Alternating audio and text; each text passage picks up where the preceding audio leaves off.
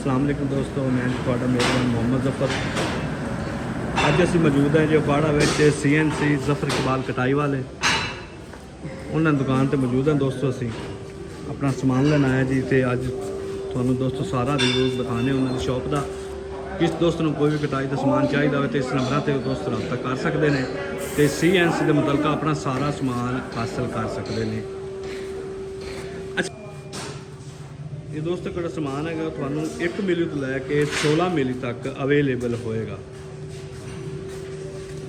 यानी कि agriculture machinery के बारे कंप्लीट कोई राश मिल के बारे यानी कि कोई भी समान है 1 मिली तो लैके 16 मिली तक प्लेट तुम अपनी हासिल कर सकते हैं।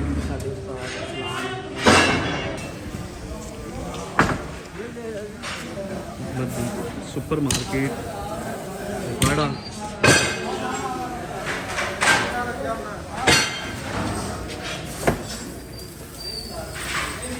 सफ़र बाल कटाई वाले CNC। दूसरी भी कटाई है जी, मशीन वाली कटाई है, सादा बत्ती में कटाई तो हासिल मिलेगी। जिस दोस्त को जो भी कटाई चाहिए हो अपना नंबर इस रब्ता करके अपनी कटाई ले लो।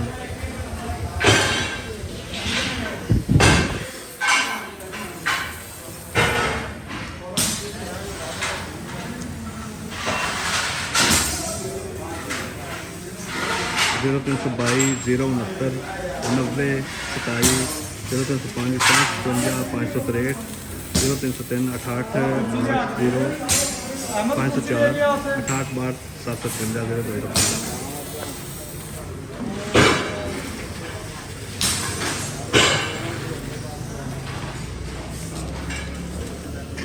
ऐसे माल अपना लोड उतार लें दोस्त।